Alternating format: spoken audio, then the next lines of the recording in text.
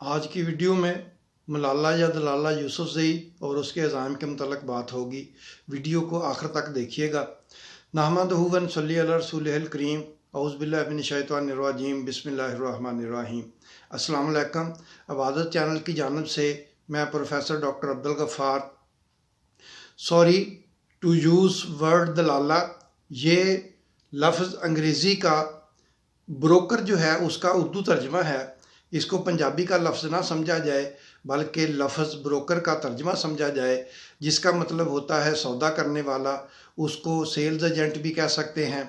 اس طرح کے ٹاپک میرے چینل کی پالیسی نہیں ہے، لیکن جب بات ہو پاکستان کے مستقبل کی تو مجبوراً بات کرنا پڑتی ہے۔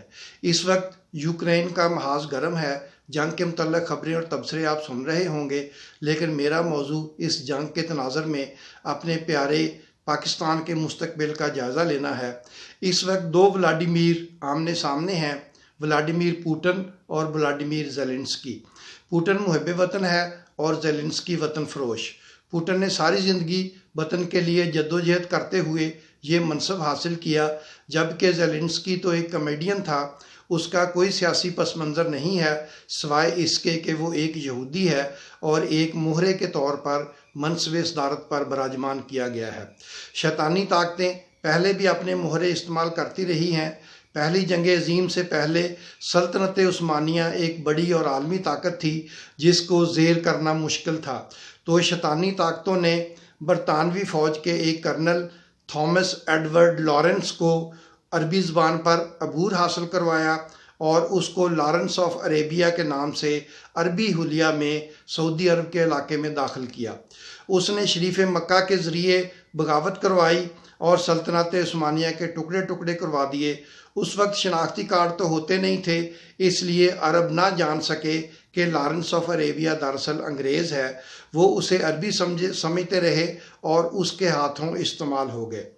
آج کل چونکہ شناخت چھپانا ناممکن ہے، اس لیے شیطانی طاقتیں اندر ہی سے اپنے مہرے چنتی ہیں۔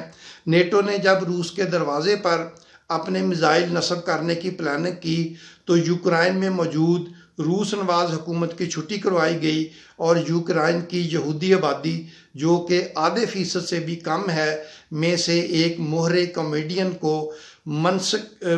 کو کامیڈین کے منصب سے اٹھا کر صدر بنوایا گیا۔ پھر اس کو کہا کہ تم نیٹو میں شامل ہو جاؤ۔ امریکہ کے لیے یہ ون ون سچویشن تھی۔ اگر یوکرائن نیٹو میں شامل ہو گیا تو نیٹو کے میزائل روس کے دروازے پر پہنچ جائیں گے، اور اگر روس نے حملہ کیا تو یوکرائن تباہ ہوگا۔ امریکہ کا کیا جانا تھا۔ یہ سب کرتے ہوئے امریکہ یہ بھول گیا کہ 1962 میں جب روس نے امریکہ سے تقریباً 150 کلومیٹر دور کیوبا میں اپنے میزائل نصب کیے تھے تو امریکہ نے ایٹمی جنگ کی دھمکی دی تھی، جس کے جواب میں روس اپنے میزائل اٹھا کر واپس آ گیا تھا۔ اگر امریکہ نے 150 کلومیٹر دور میزائل نصب نہیں ہونے دیے تو روس اپنے دروازے پر نصب ہونے والے میزائل کیسے برداشت کر سکتا ہے؟ چنانچہ پوٹن نے بھی ایٹمی جنگ کی دھمکی دے دی ہے۔ اللہ تعالیٰ اس زمین کو ایٹمی جنگ سے محفوظ رکھے۔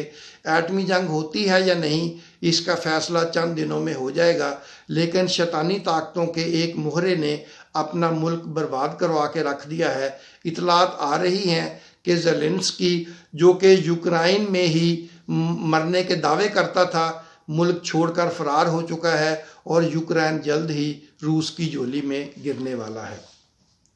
اب آتے ہیں پیارے پاکستان کی طرف۔ تحریک طالبان اور دوسری پراکسیز کے ذریعے پاکستان کی عسکری قوت کو توڑنے کی متعدد کوششیں کامیاب نہ ہو سکیں تو شیطانی طاقتوں کو پاکستان کی جوہری صلاحیت کو توڑنے کے لیے کسی مہرے کی تلاش ہوئی جس کی مکمل پرورش کر کے اسے استعمال کیا جا سکے۔ اس کے لیے 12 سالہ بچی ملالہ کو چنا گیا۔ ملالہ کے والد نے ملالہ کے کلمی نام گل مکئی کے نام سے BBC اردو میں ڈائری لکھنی شروع کی۔ 12 سالہ بچی کا کیا ویژن ہو سکتا ہے؟ باپ خود لکھتا تھا اور گل مکئی کے نام سے چھپوا دیتا تھا۔ شیطانی طاقتوں نے اس ڈائری کو بڑے پیمانے پر پروموٹ کرنا شروع کر دیا۔ 2012 میں جب ملالہ 15 سال کی تھی، اس کی وین پر TTP والے فائر کرتے ہیں، جس میں ملالہ، کائنات اور دوسری بچیاں زخمی ہوتی ہیں۔ مجھے تو یہ سٹیج اٹیک لگتا ہے، کیونکہ اگر BBC اردو والے گل مکئی کی شناخت ایکسپوز نہ کرتے تو TTP والے اس تک کیسے پہنچتے؟ اپنے مہرے پر ہونے والے حملے کو مغربی میڈیا نے دنیا بھر میں ہیڈ لائن بنا دیا اور ملالہ کو ہیرو بنا کر پیش کیا۔